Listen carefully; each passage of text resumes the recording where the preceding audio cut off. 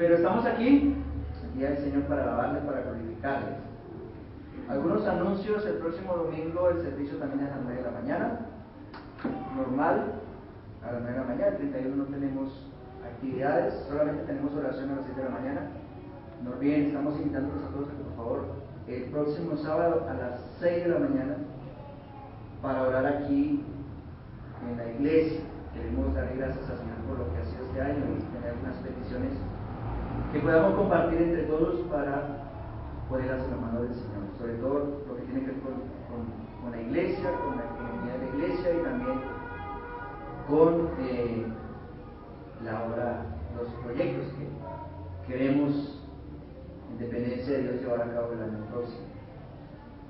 El primero, que es el próximo domingo, el 1 de enero del 2017, tenemos servicio a las 9 de la mañana. Hoy tenemos, después del servicio el ágape, vamos a comer ajiaco, están todos invitados, así que no se van a ir.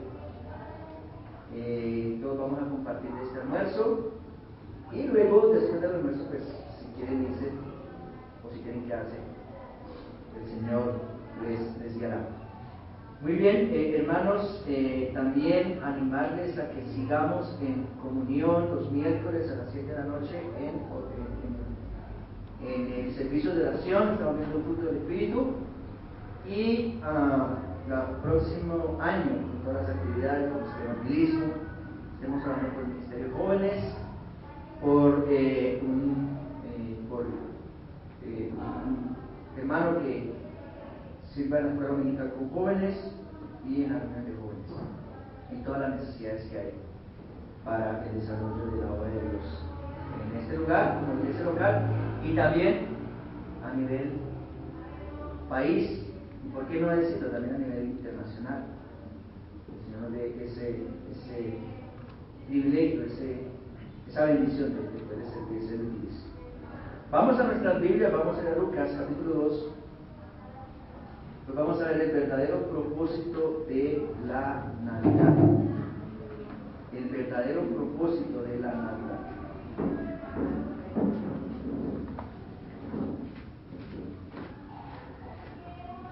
El verdadero propósito de la Navidad. Vamos a estar en Lucas capítulo 2, versículos 1 al 14. Lucas capítulo 2, versículos 1 al 14. Voy a invitar que por favor pongamos este tiempo en las manos del Señor para que Él nos dé a mí la sabiduría para poder explicar su palabra y a todos también el entendimiento de la misma. Oremos. Te damos gracias, oh Señor, en el nombre de nuestro Señor Jesucristo, por este tiempo maravilloso que tú nos has permitido estar aquí como hermanos, como el cuerpo de Cristo, alabándote y glorificándote y también conociéndote a través de tu palabra. Que no nos alabemos por nuestra valentía o por nuestra sabiduría, sino que nos alabemos en conocer, en entenderte, Señor, en hacer tu voluntad, para tu gloria, no para nuestro deleite, para nuestra fama, sino para tu gloria, oh Señor. Te damos gracias en Cristo Jesús. Bendice este tiempo, bendice a cada una de nuestras vidas. Oramos también por los que están lejos, por los que están viajando, por aquellos que no vinieron tal vez por circunstancias, pues que tú conoces, Señor, porque delante de ti están desnudas nuestras almas.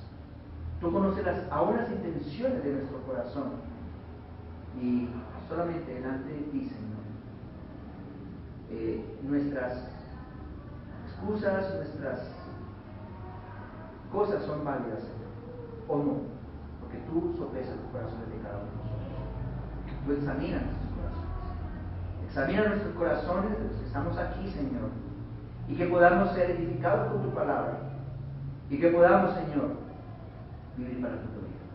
En el nombre de Cristo Jesús. Amén.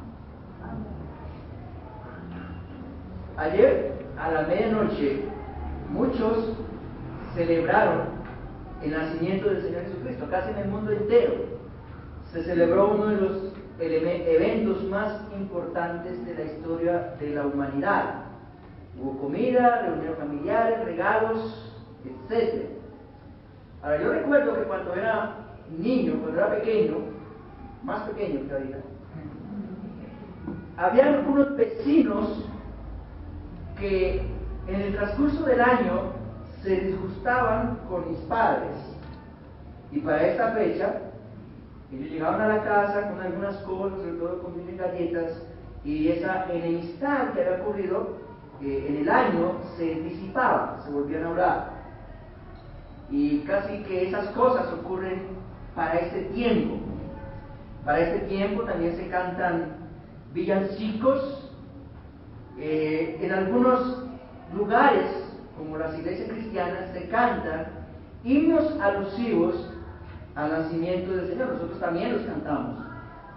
Y de hecho, mis hermanos, estos himnos, aunque deben de ser seleccionados sabiamente para cantarlos, para entonarlos, no deberían cantarse solamente en esta fecha, ya que el nacimiento de nuestro Señor Jesucristo fue algo planeado por Dios desde la eternidad y llevado a cabo en el tiempo de los hombres. El nacimiento del Señor Jesucristo fue un hecho histórico, como nos lo narra Lucas, un hecho real y un hecho que puede ser verificado no solamente por narraciones bíblicas, sino también por algunos libros de historia secular, donde también se hallan referencias a este hecho histórico. Hechos, por ejemplo, como son el edicto que promulgó el emperador romano, citado en Lucas 2:1 y 2, y el gobernador de la provincia de Siria. Eso está en el libro de Flavio Josefo, en el libro de un historiador llamado Tácito también. Estos hechos están registrados en libros de historia secular, que junto con los datos que nos da Lucas, el evangelista, demuestran que el advenimiento del Señor, que el nacimiento del Señor Jesucristo fue un hecho real. Su nacimiento fue real y el lugar donde nació fue real. Y Lucas nos narra estos hechos en los versículos 1 al 7, que los vamos a leer a continuación. Dice Hechos 2, 1 al 7: aconteció en aquellos días que se promulgó un edicto de parte de Augusto César, que todo el mundo fuese empadronado. Este primer censo se hizo siendo Cirenio gobernador de Siria, e iban todos para ser empadronados, cada uno a su ciudad, y José subió de Galilea, de la ciudad de Nazaret a Judea, a la ciudad de David, que se llama Belén, por cuanto era de la casa y familia de David, para ser empadronado con María su mujer, desposada con él, la cual estaba encinta. Y aconteció que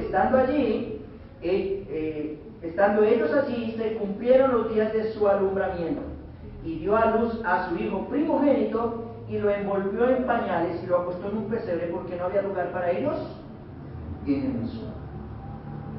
En aquellos días, dice Lucas, se promulgó un edicto de parte del emperador romano llamado Augusto César, de que todo el mundo fuese registrado, fuese censado. Esos censos se hacían regularmente cada 14 años con el fin con objetivos militares, es decir, de que las personas cumplieran una labor militar, como prestar el servicio militar, lo que nosotros entendemos aquí, y también con fines de impuestos, de cobrar impuestos.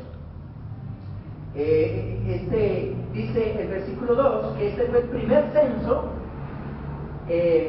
dice este primer censo, y esa referencia se debe a que fue el primer censo que ordenó el emperador Augusto, quien gobernó el Imperio Romano desde el año 30 a.C. hasta el año 14 después de Cristo. Este censo se efectuó en el año 6 a.C. Y Cirenio, y nombra que Cirenio era gobernador de Siria, aunque no fue gobernador en ese tiempo, oficialmente el gobernador de Siria, fue más adelante, como en el año 8 después de Cristo. fue designado por el César para gobernar en los tiempos en que se iba a ejecutar ese censo. O sea que él sí gobernó, pero solamente el tiempo en el que se iba a ejecutar el censo. En ese tiempo dice Lucas que todos debían ir ¿a dónde? A sus ciudades de origen. Y José y María, que eran del linaje de David, tenían que ir a Belén, que era la ciudad donde ellos habían nacido. Pero ¿dónde estaban ellos? Ellos estaban en Galilea, al norte de Israel, en una ciudad llamada Nazaret. Así que tuvieron que desplazarse al sur, a unos 300 kilómetros de distancia para registrarse. Si ustedes ven ahí, Lucas nos dice que José subió de Galilea a Belén. ¿Por qué subió si Galilea está arriba y Belén está más abajo? Porque ellos siempre consideraban Judea, Jerusalén, como la parte más alta. Por eso cada vez que iban a Jerusalén, así estuvieran en un monte alto y fuera físicamente visible que Jerusalén quedaba más abajo, ellos siempre veían que era como subir. Bien, todos tenían que ir a su ciudad de origen, y José y María tuvieron que desplazarse del norte al sur, como a 300 kilómetros de distancia. Y mis hermanos, la historia secular nos dice que el César había decretado este censo el año 8 antes de Cristo, es decir, 2 años antes de que el censo se ejecutó.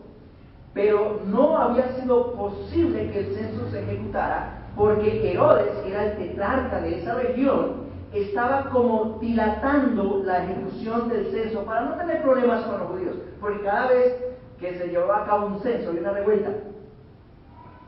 Por lo que el emperador, 2 años después de haberlo decretado, ordenó ejecutarlo y puso a Cirenio, no a Herodes como al mando de este censo, sino puso a Cirenio como gobernador de la provincia de Siria, que involucraba a Judea para llevar a cabo el censo.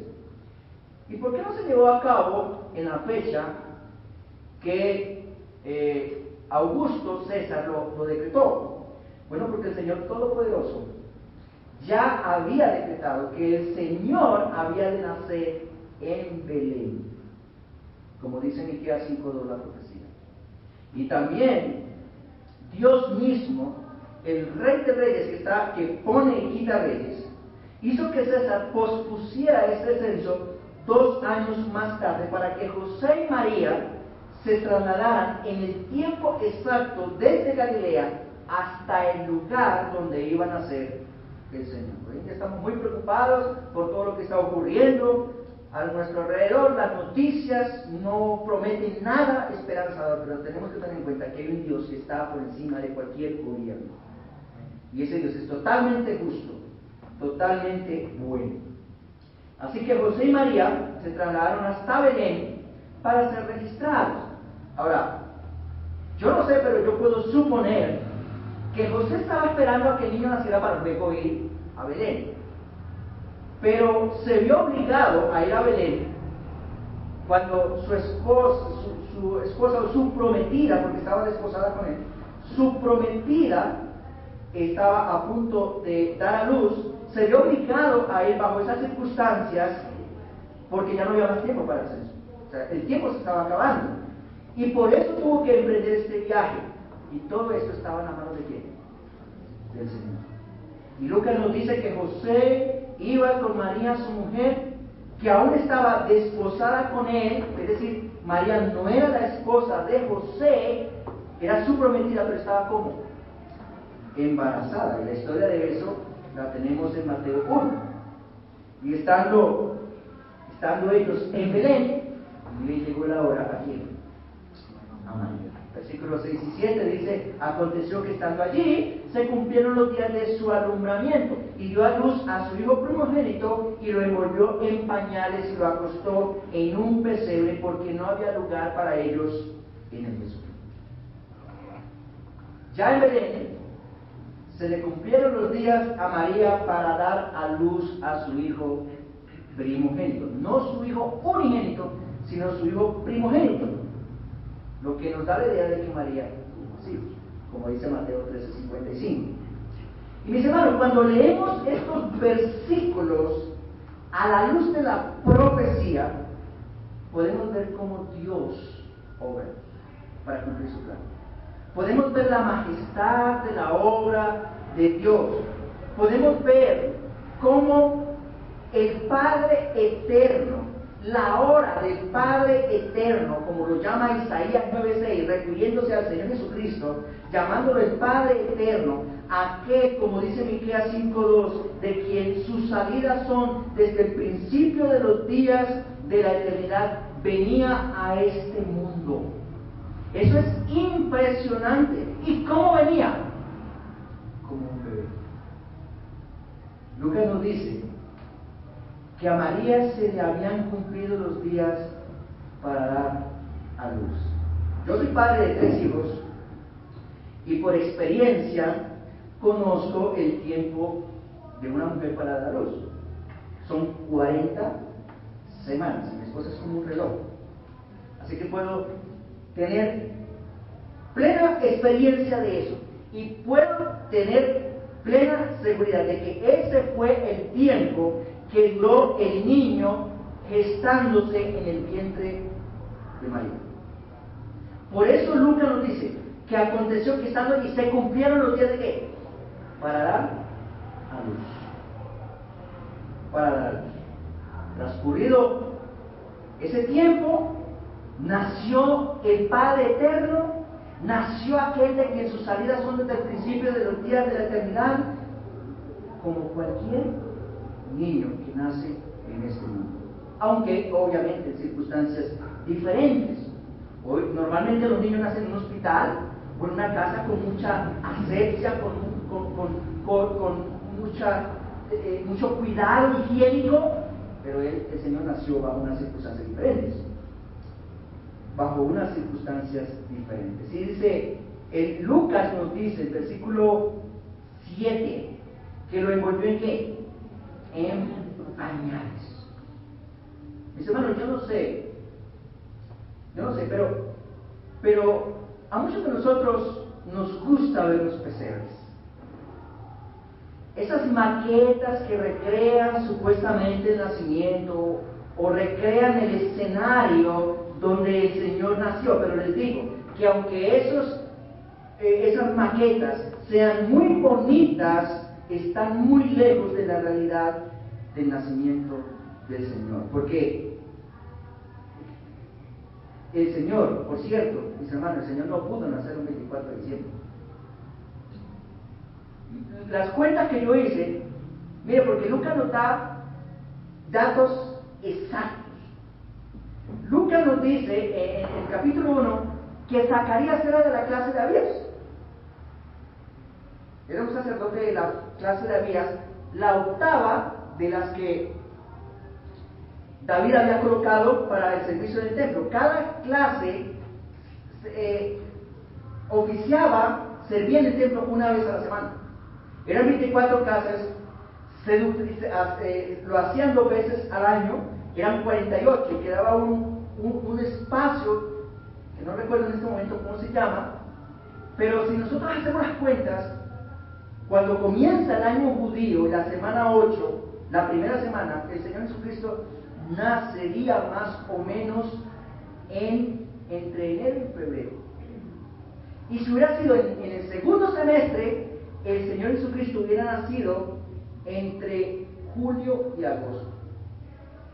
Datos que nos muestran la realidad, porque nos dicen que había pastores en ese momento cuidando las ovejas, que no hubiera sido posible en diciembre porque estaban en invierno. Y en ese tiempo no hubieran estado los pastores en el campo con sus ovejas, estarían en unos rediles resguardados de la lluvia y del frío.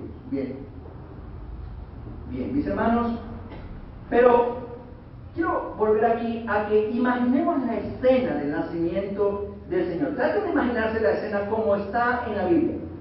José y María estaban en Belén, ya eran los últimos días del censo, y mis hermanos, yo no sé si en Belén sucede como aquí, pero para que tengamos una idea, aquí dejamos todo para la última hora.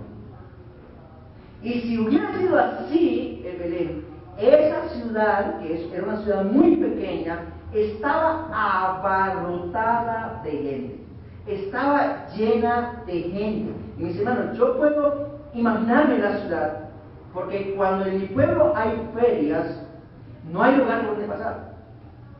No hay lugar por donde pasar. Uno puede dudar cruzando ese pequeño pueblo hasta más de una hora, desde el inicio hasta el final, cuando normalmente uno dura cruzando los 20 minutos a pie.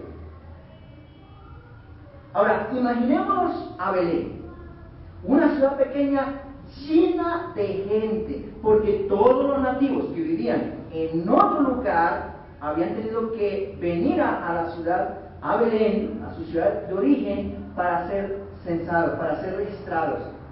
Pero no solamente estaban los nativos de allí, sino que también estaban los oficiales romanos, que estaban llevando a cabo el censo.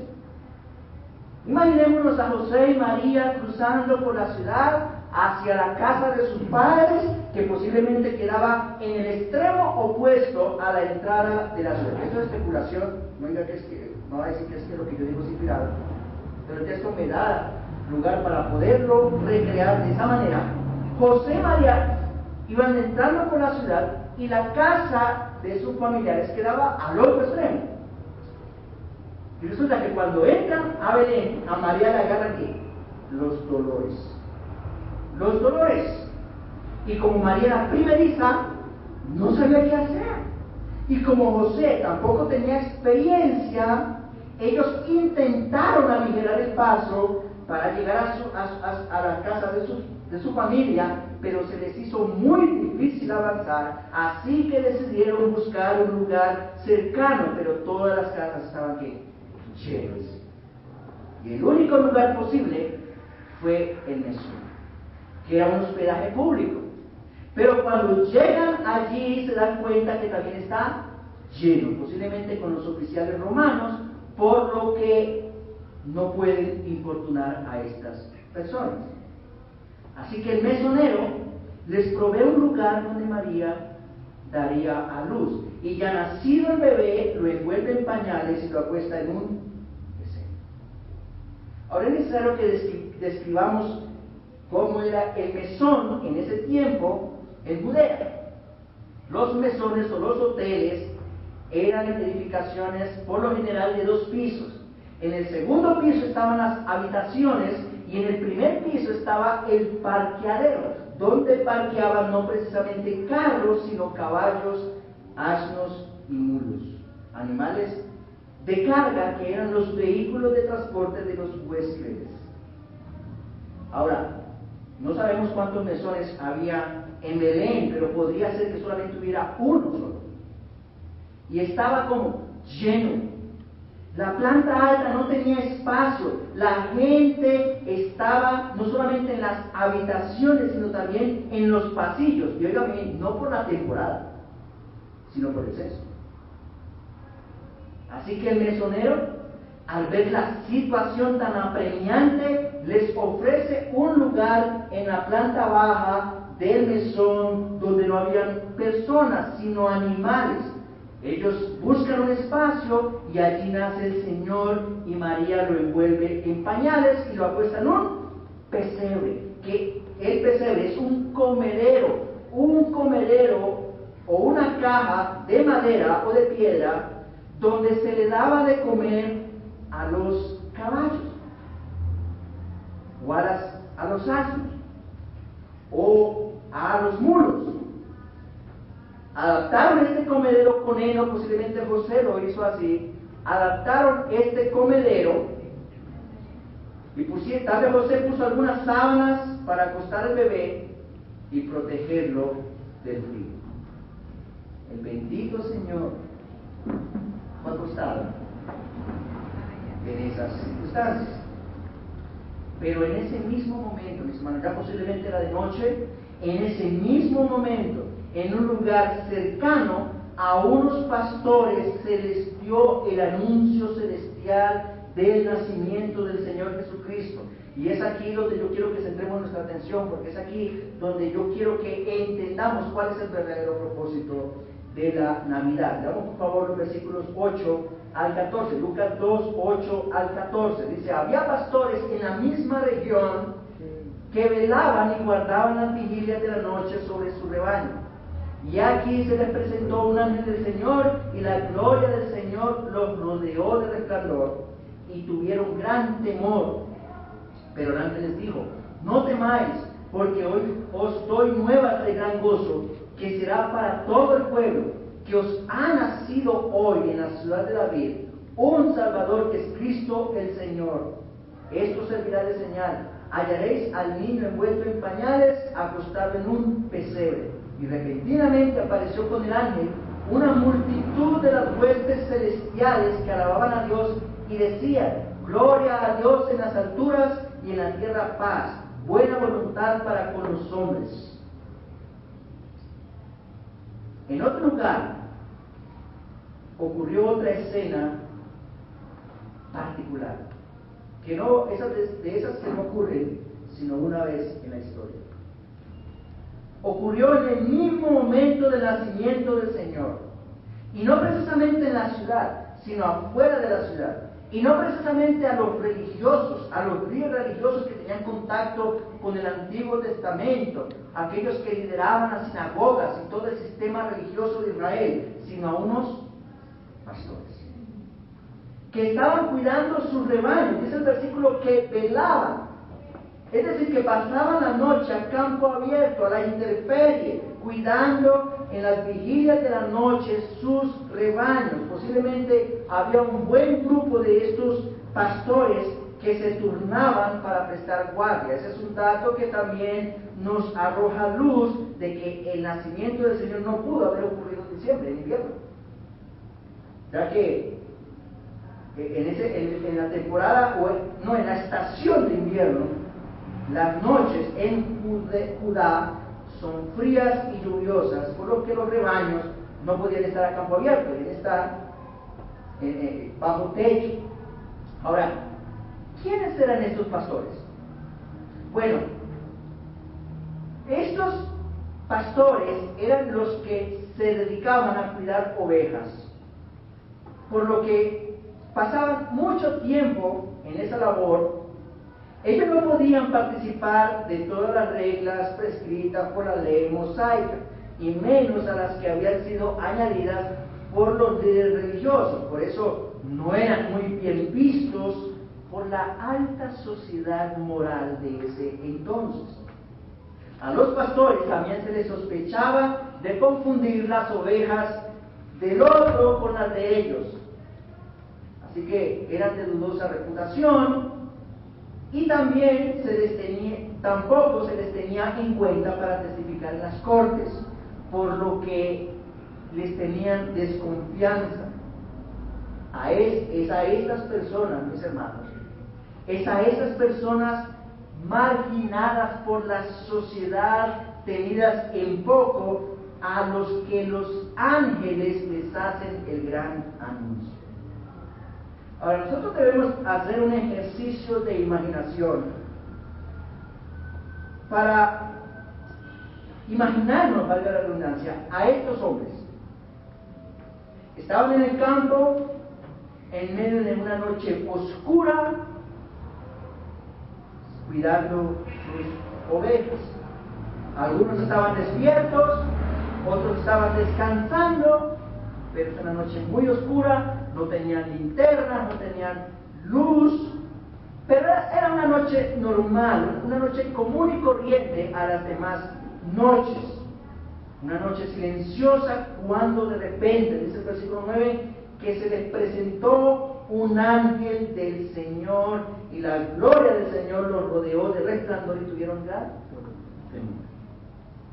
Mis hermanos, esto ocurrió en medio de la tranquilidad de la noche, de forma repentina, como un flash, pero que se queda suspendido en el tiempo, que iluminaba todo alrededor, y de repente un ángel aparece junto con la gloria de Dios.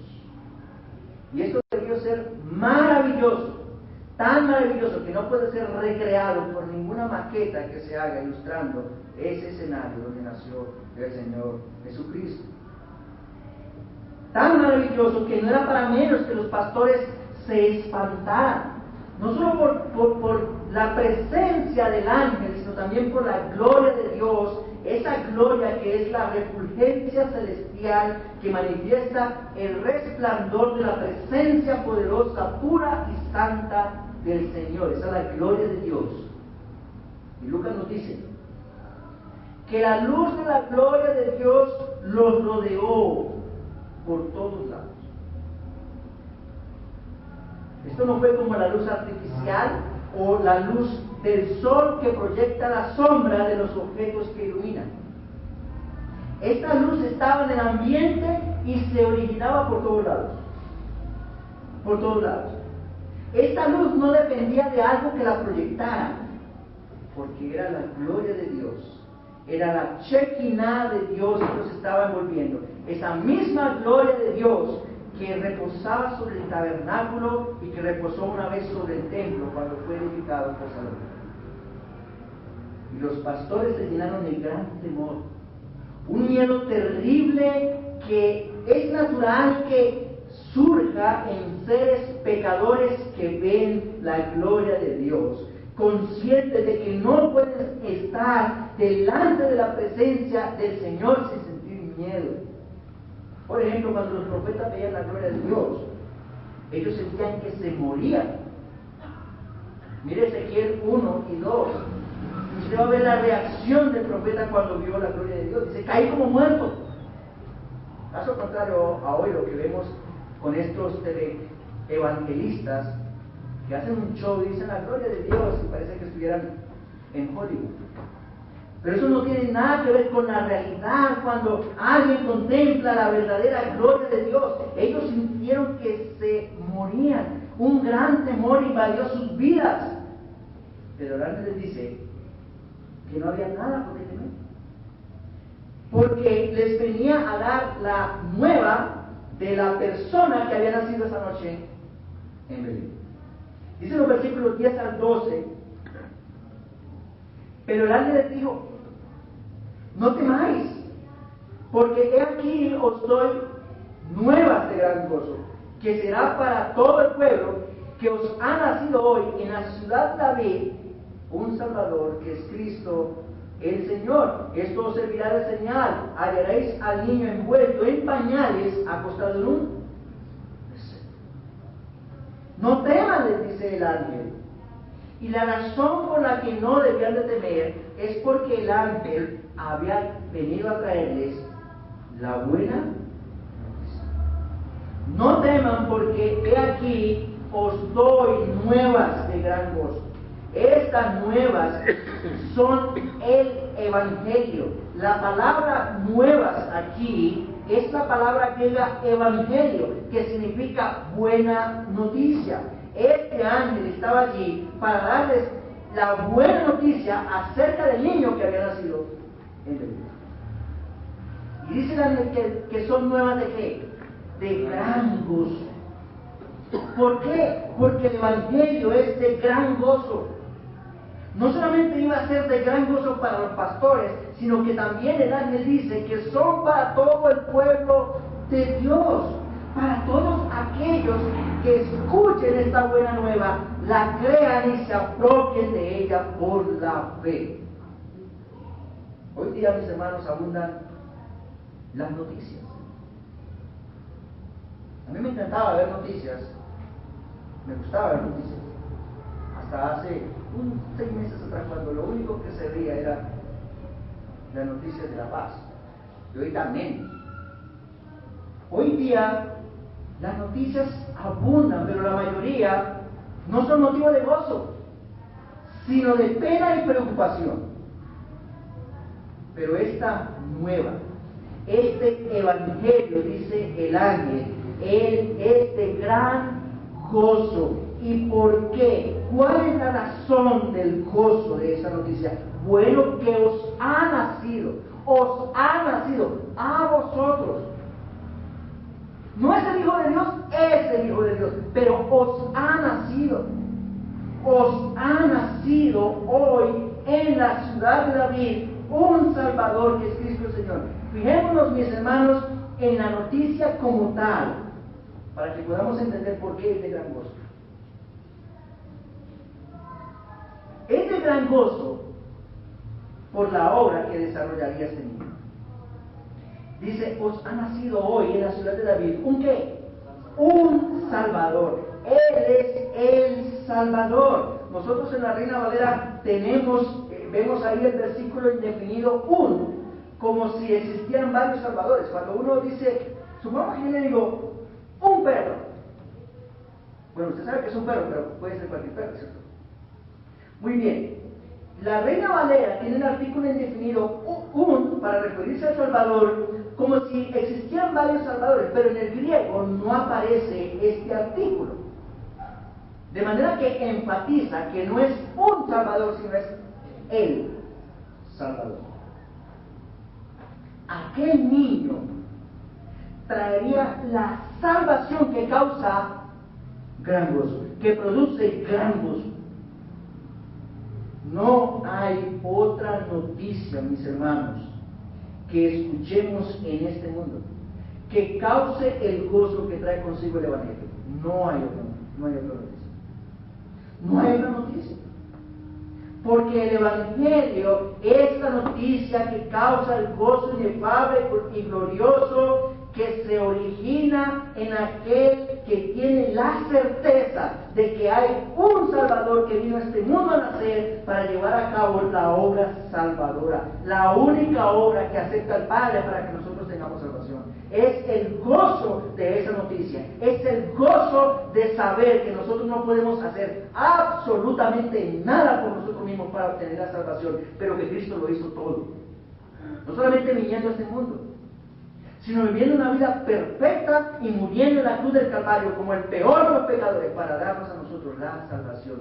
Por eso es una nueva de gran gozo, que os ha nacido hoy en la ciudad de David un Salvador. Otra razón por la que esta noticia es de gran gozo es por la personalidad del niño que nació. No es un Salvador cualquiera. Es el Salvador que también es ¿qué? Cristo el Señor. Este Salvador es el Mesías, es el ungido de Dios, y los pastores que vivían en Judá, yo creo que tenían contacto con la ley, ellos sabían que cuando escuchaban ese título Cristo, sabían que se estaba refiriendo a aquel que había sido anunciado por Dios a través de los profetas y que había sido designado por Dios para traer ¿qué? Salvación. Este Salvador es aquel Cristo, es aquel que cumpliría el papel de profeta, siendo la expresión visible del Dios invisible, como lo describe el apóstol Juan en Juan 1, cuando habla del verbo hecho carne. También es aquel que nos hablaría personalmente, Dios hablándonos personalmente a través de Cristo, pero también es el sumo sacerdote, quien a través del sacrificio de sí mismo proveería la salvación a su pueblo. Pero también es al mismo tiempo el Rey, porque gobierna el universo, siendo Señor y dueño absoluto de todo cuanto existe. Por eso no es un Salvador cualquiera. Y por eso la noticia es de gran gozo. No es un Salvador cualquiera. Los pastores podían entender que se estaba refiriendo a Dios mismo, que para llevar a cabo nuestra salvación tuvo que venir al mundo de los hombres a nacer como un hombre. Él es nuestro Emmanuel. Él es Dios con nosotros. Él es Dios en medio de nosotros, que vino para vivir en medio de nosotros, para salvarnos de la condenación que merecíamos por causa de nuestros pecados. Por eso son nuevas de gran gozo. No sé, mi hermano, Porque si usted no considera esta noticia de gran gozo, déjeme decirle que posiblemente usted no ha entendido que usted necesitaba del Salvador que puso su vida por usted. Y que por eso usted ahora tiene una comunión con Dios y la bendita seguridad que si usted parte de este mundo, va a vivir en la presencia de Dios por toda la eternidad. Que usted necesitaba un Salvador. Ese Salvador puso su vida por usted.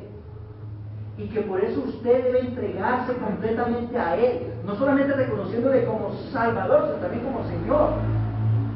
Mira, si tú crees que solamente Cristo es tu Salvador y que ya te salvó y tú puedes vivir como quieras, déjame decirte que posiblemente tú estás viviendo una fe falsa. Porque si no has recibido a Cristo, si no has entregado tu vida a Cristo, aceptándole como Señor, como el dueño de tu vida, aquel a quien es digno de toda nuestra obediencia por lo que Él es, posiblemente Cristo no sea tampoco tu Salvador.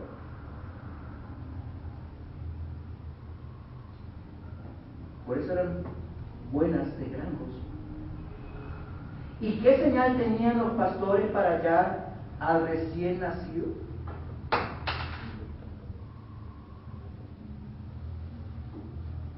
¿Qué señal tendrían los pastores para hallar al recién nacido?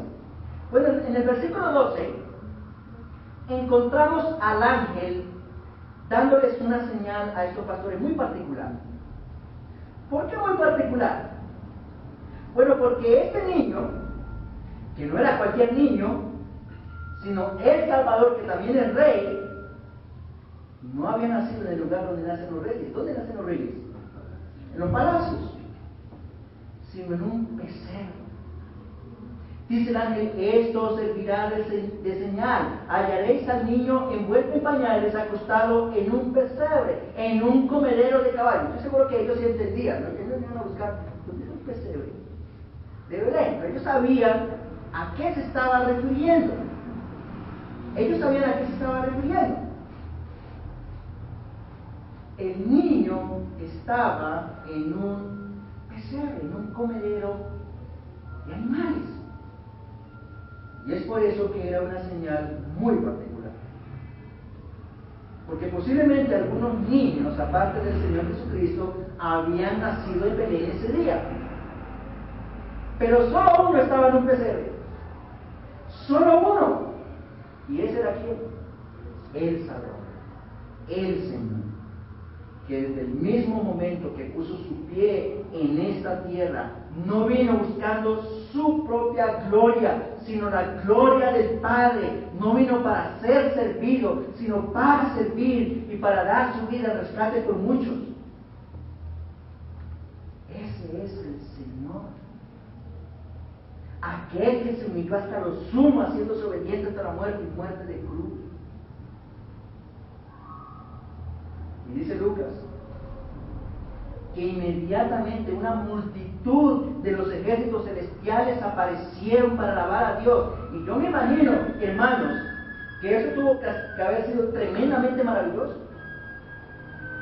Tremendamente maravilloso. Ver el coro celestial compuesto por miles y miles de ángeles alabando a Dios, cantando un himno alusivo al nacimiento del Señor. Al que bien podríamos llamar el primer himno de la vida. Ahora nosotros, para esta fecha, cantamos himnos alusivos al nacimiento del Señor. Y honestamente, yo creo que debemos cantarlos más seguido en cualquier época del año, porque el nacimiento del Señor es un evento digno de recordar. Ahora, los himnos tienen una letra muy significativa que alaba a Dios. Es por eso que sería muy bueno que nos supiéramos los himnos de memoria, para que cuando cantemos los himnos podamos cerrar los ojos y cantar con el corazón y el entendimiento lo que le queremos decir a nuestro Dios. Ahora, Los ángeles se sabían completamente el himno. Este himno expresaba la razón del advenimiento de Cristo y la obra que Dios llevó a cabo en la encarnación de su Hijo. Y es por eso que muchos debemos tener claro, es por eso mis hermanos, que nosotros, no muchos, sino nosotros, los creyentes, debemos tener claro que la obra de Dios no se limitó solamente a la encarnación. No, sino que el plan perfecto de Dios tendría su clímax en su muerte y resurrección. Pero para que el Hijo de Dios pudiera morir, tuvo que encarnarse, tuvo que nacer, como cualquiera de nosotros, para poder llevar a cabo esta obra de representarnos como hombre en el pago por nuestros pecados. Siendo Dios, nuestro bendito Señor tuvo que venir a nacer como cualquiera de nosotros, y en circunstancias muy particulares.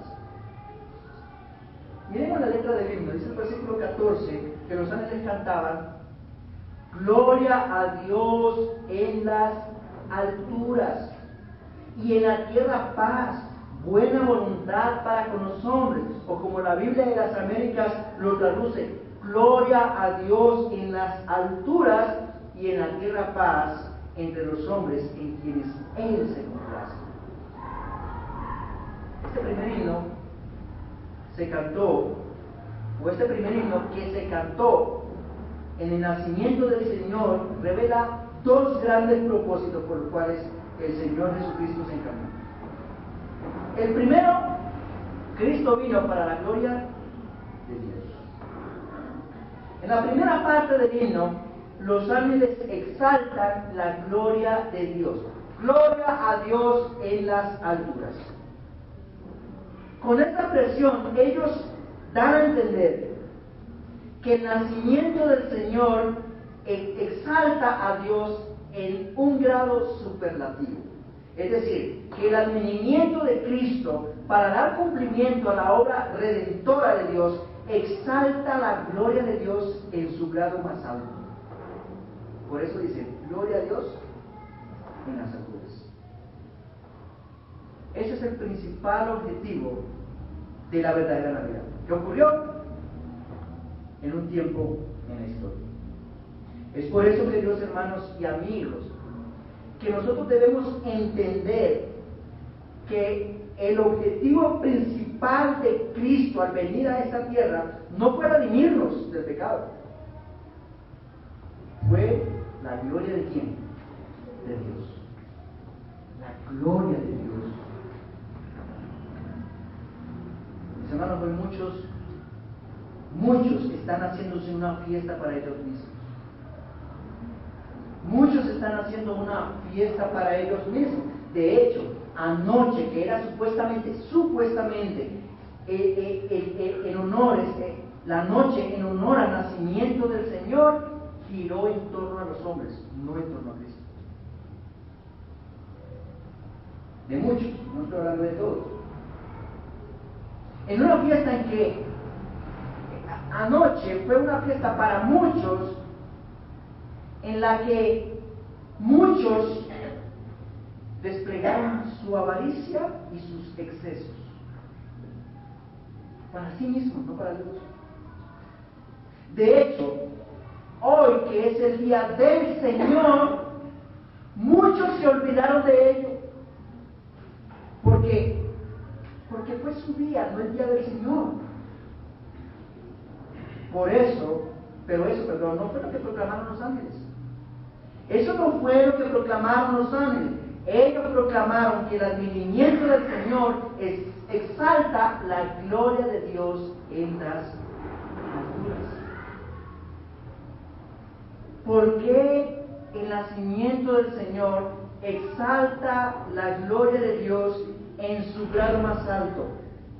Bueno, porque el Hijo de Dios vino a este mundo a traer salvación a los hombres para la gloria de Dios. Mis hermanos y amigos, nosotros éramos acusados de alta traición delante de Dios. ¿Y por qué digo esto? Bueno, porque el hombre inicialmente fue creado ¿para qué?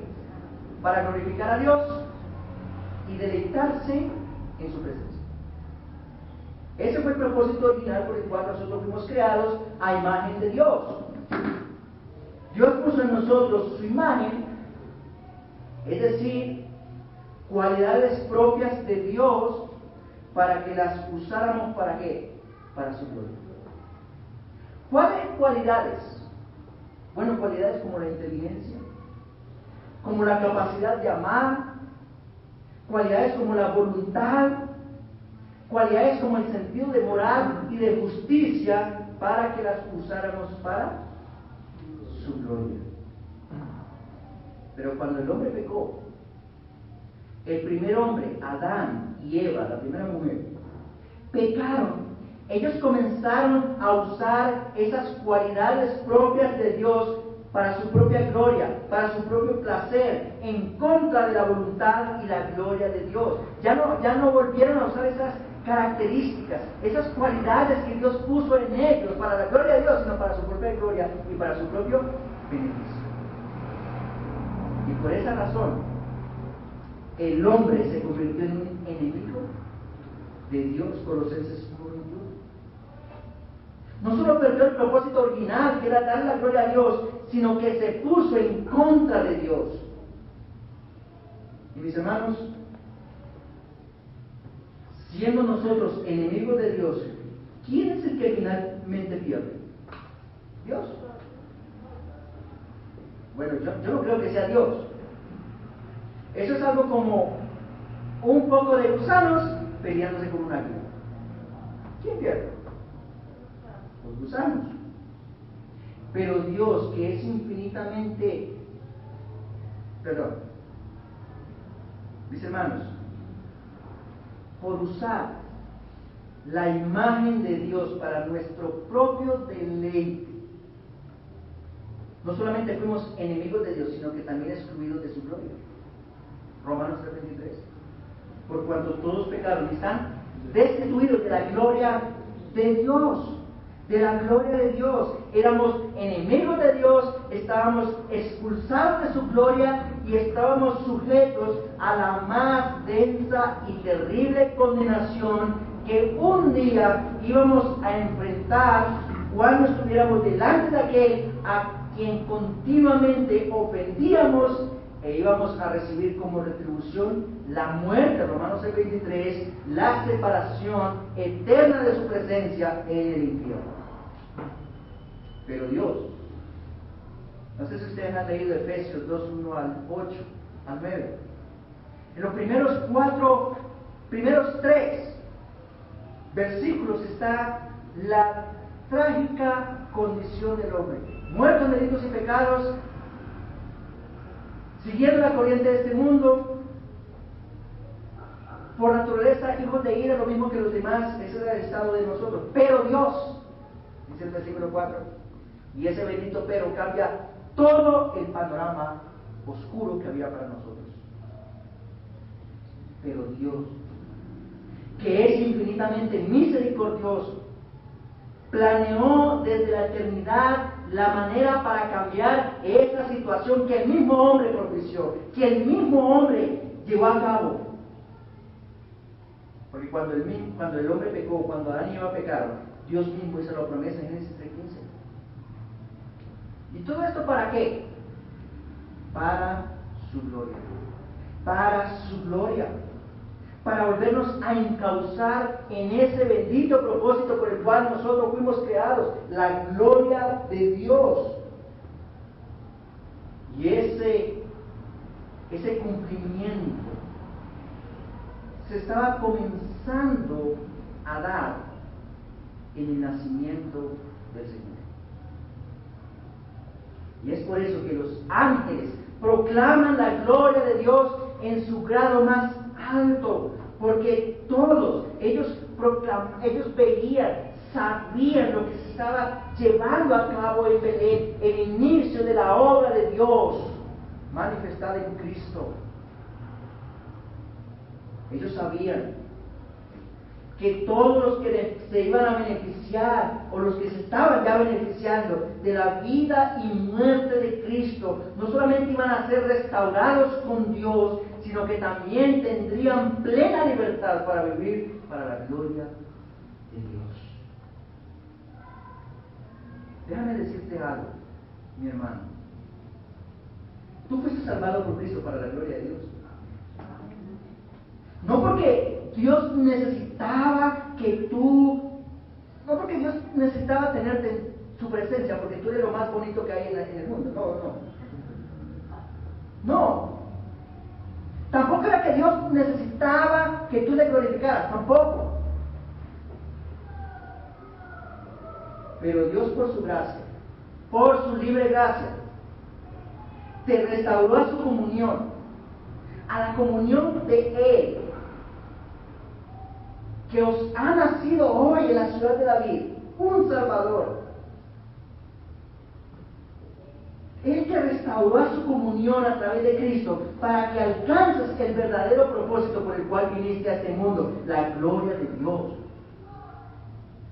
Mis hermanos, Cristo nos salvó para que una vez salvos intencionalmente, yo creo que esto lo entendamos, para que una vez salvos de manera intencional hagamos todas las cosas para que la fama de Dios sea conocida y demostremos en alguna medida aquellas características de nuestro Dios que exaltan su gloria, como dice en Mateo 5:16, que nuestros actos brillen para que los hombres glorifiquen a nuestro Padre que está en los cielos.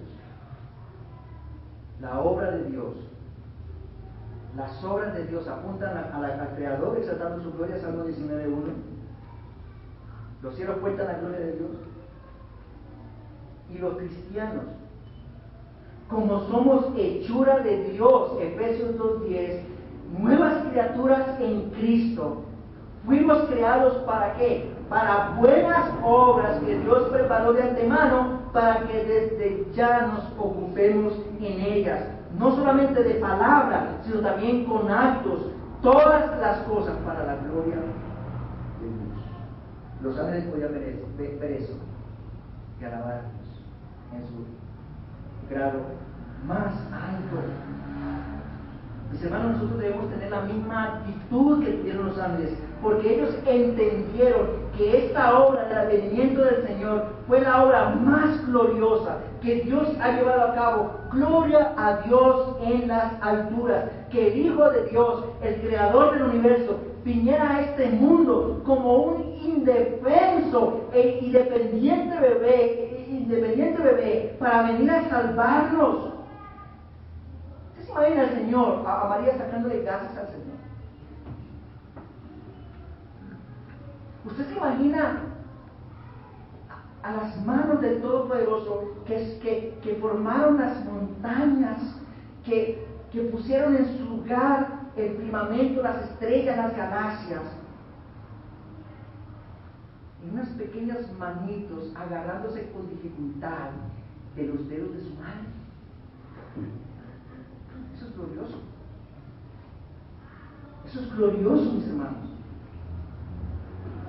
Que aquel que es rico de verdad, porque es el dueño de todo, se hizo pobre, 2 Corintios 8:9, para que nosotros con su pobreza, con su humanidad, fuésemos enriquecidos con los benditos beneficios de tan magnánima obra, que ahora vivamos para la gloria de Dios. Esta obra portentosa de Dios al dar a su Hijo, quien también es Dios, y que no estimó el ser igual a Dios como algo a que aferrarse, sino que se despojó a sí mismo, y estando en la condición de hombre, se humilló a sí mismo, haciéndose obediente hasta la muerte y muerte de cruz. Mis hermanos, cuando se nos venga a la mente el nacimiento del Señor, que no se nos olvide que este acto tiene que ver con la humillación hasta lo sumo del Hijo de Dios. Cuando se hizo uno como nosotros, para redimirnos de nuestros pecados. Que fue por causa del pecado, que Cristo, por causa de nuestro pecado, que Cristo siendo Dios, tuvo que venir a nacer, y no precisamente en un palacio, tampoco en la capital del imperio, sino en un pequeño pueblo y en un corral, acostado en un comedero de animal, para luego morir en una cruz, para salvarnos precisamente de nuestro pecado y de la condenación del pecado, para la gloria de Dios. Eso nos debería de llevar a considerar la forma como nosotros vivimos, para que no desperdiciemos nuestra salvación viviendo para nuestra propia gloria, sino para la gloria de Dios. Para la gloria de Dios. Ese fue el primer propósito por el que vino el Señor Jesucristo a este mundo. El segundo propósito es consecuencia del primero. Dice la segunda parte del himno: y en la tierra paz, buena voluntad para con los hombres. Fíjese que el versículo no dice a los hombres de buena voluntad, como algunas traducciones lo hacen ver. ¿Por qué no a los hombres de buena voluntad? Porque es que no hay ninguno de buena voluntad. No hay ningún hombre en su estado natural de buena voluntad. Romanos 3:10 dice que no hay bueno ni a uno, sino que fue la buena voluntad de Dios para con los hombres, como la Biblia de las Américas traduce: en la tierra paz entre los hombres en quienes Él se complace. Mis hermanos, Cristo vino para establecer la paz con Dios de aquellos que crean en su persona, en la persona de Cristo y en la obra completa que Él realizó para salvarnos en la cruz del Calvario. ¿Por qué fue necesaria esta obra para traernos paz? Porque éramos enemigos de Dios. Y no podíamos hacer ninguna obra por nosotros mismos que hiciera posible la paz de Dios con nosotros. Pero eso lo hizo el príncipe de ¿qué? De paz. Cristo vino a establecer la paz de Dios con nosotros, y no porque nosotros éramos de buena voluntad, sino porque esa fue la buena voluntad ¿de quién? De Dios para con aquellos que éramos sus enemigos, y que lo único que podíamos hacer era airarlo cada vez más por nuestros pecados. Pero fue la buena voluntad de Dios al enviar a su Hijo para traernos paz. Eso es gloria a Dios. Pero la paz de Dios, esa paz de Dios con nosotros, fue hecha posible por la obra completa de Cristo. Obra completa, no solamente naciendo en el pesebre, sino viviendo una vida perfecta y muriendo en la cruz del Calvario como el peor de los pecadores, y resucitando también, como dice Romanos 5, justificados. Él obtuvo nuestra justificación. Ahora no hay nada que nos inculpe, porque toda nuestra culpa fue puesta sobre Cristo y la justicia de Cristo fue puesta en nosotros, y ahora somos justificados pues por la fe. ¿Cuál es la consecuencia de la justificación? Tenemos paz con Dios. ¿Por medio de quién? Por medio de nuestro Señor Jesucristo. Cristo vino para que tuviéramos la paz con Dios y la paz de Dios. Ahora los verdaderos creyentes podemos decir de manera segura que ya no somos enemigos de Dios. Que ahora tenemos una relación tan íntima con Él que ya no somos sus enemigos, sino que ahora somos sus hijos. Y por ser sus hijos, podemos clamar en oración al Padre bajo cualquier circunstancia angustiosa y disfrutar de esa paz que sobrepasa todo entendimiento. Esa paz solamente puede ser recibida a través de ¿quién? De Cristo. No una paz como el mundo la da. Hoy se habla mucho de paz. Una paz que ya está mostrando la verdadera cara de su falsedad. Pero la paz de Dios radica en que nosotros podemos vivir cualquier circunstancia, aún las más difíciles, en completa calma, con la plena certeza de que ya no somos sus enemigos, ya no somos los enemigos de Dios, porque el príncipe de paz vino a esta tierra para establecer la paz de Dios con nosotros, a través de su vida naciendo en un pesebre, viviendo una vida perfecta, muriendo y resucitando, muriendo en la cruz y resucitando. resucitarme en gloria. Y ahora vivimos seguros que si partimos de este mundo, no importa bajo qué circunstancia vamos al Padre para seguir disfrutando su paz, solo que en un grado perfecto. Porque aquí aunque tengamos paz, hay cosas que nos afligen, pero el día que partamos de este mundo vamos a disfrutar de la paz de una forma perfecta. Es la paz entre los hombres en quienes Él se complace. Mis hermanos, si tú estás en Cristo, tienes paz con Dios por su pura gracia. Yo creo que entiendas esto. Es por su pura gracia. Ahora tienes la paz de Dios para vivir en esta tierra con la plena certeza de que las consecuencias eternas del problema de tu pecado ya fueron quitadas por la bendita obra del Hijo de Dios, en quien Dios el Padre descargó el castigo de nuestra paz. Isaías 53, 5 y 6.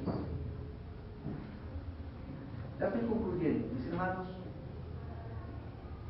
Me dirijo a mis hermanos amados. ¿Cómo vivimos nuestra vida a la luz del nacimiento del Señor?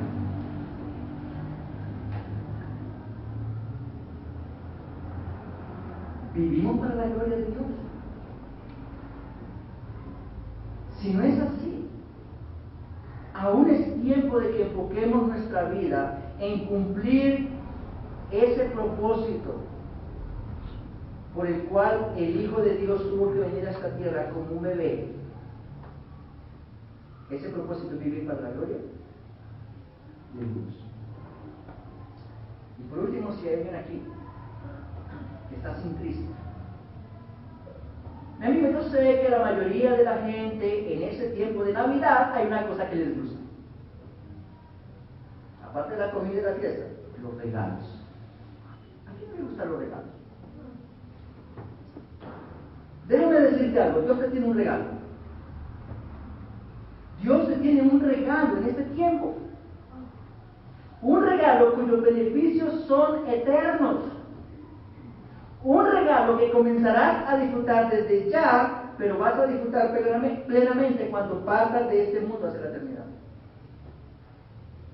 Ese es el regalo que fue obtenido para ti en la preciosa obra de aquel que vino a nacer en tu presente, que se culminó en la cruz de Calvario por causa de los pecados. Dice Juan 3:16, porque de tal manera amó Dios al mundo para que dio a su Hijo unigénito para que todo aquel que en Él crea no se pierda, mas tenga vida eterna. Tú estás perdido, mi amigo. Ese versículo dice que tú estás perdido. Tal vez tú estás buscando sosiego en las cosas del mundo. Tal vez tú estás como en una selva dando vueltas en círculo, y cuando llegas a un lugar y te das cuenta que ese lugar no te satisface, vas para otro lugar, y para otro lugar, y para otro lugar, y para otro lugar.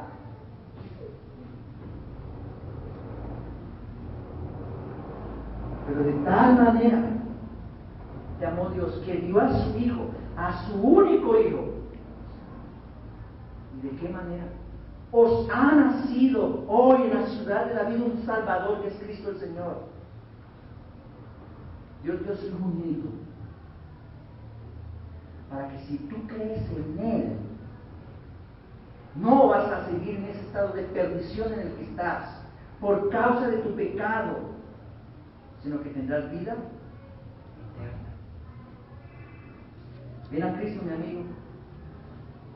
Reconoce tus pecados y entrégate a Él, reconociéndole como tu Señor y Salvador, para que comiences a vivir para su gloria y te deleites haciendo. Yo te invito, mi amigo, a que vengas a Cristo y entregues tu vida y recibas ese regalo que Dios tiene para ti. ¿Te gustan los regalos? Mira, todos los regalos que has recibido en la noche anterior tienen un tiempo limitado de uso. Hasta puede ser que te guste ahorita, mañana no te va a gustar.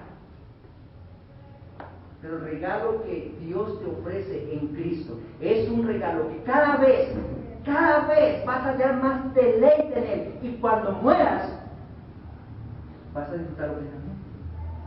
Pero si rechazas ese regalo, puede ser que las cosas del mundo te satisfagan ahora, pero el día que mueras, esas cosas no te van a servir para nada.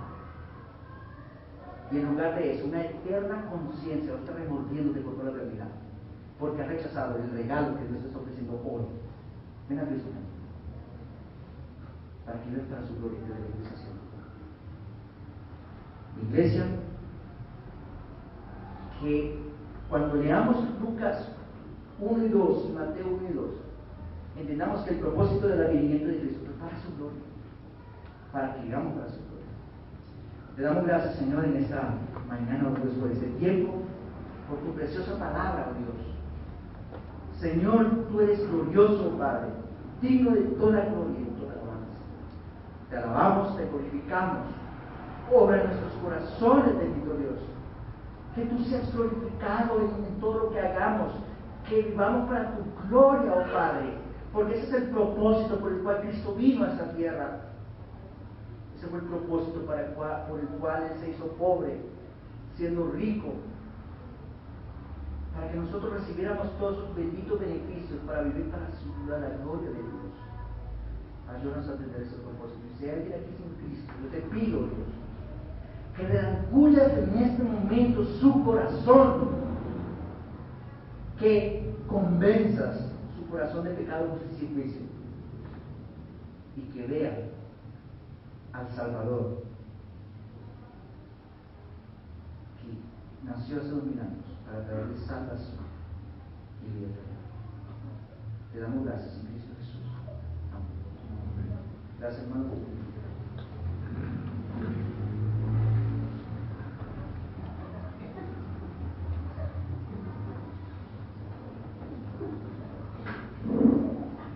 Bueno, qué preciosa historia, una historia que es realidad para nosotros, por la que tenemos en Cristo Jesús.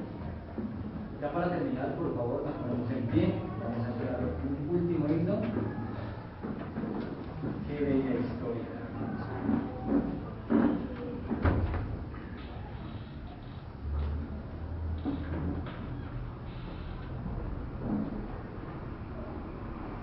Bueno, ya aparece en pantalla el versículo. Hermana Marta, por favor, ¿lo pueden compartir? Pero nosotros predicamos a Cristo crucificado para los judíos, ciertamente tropezadero, y para los gentiles,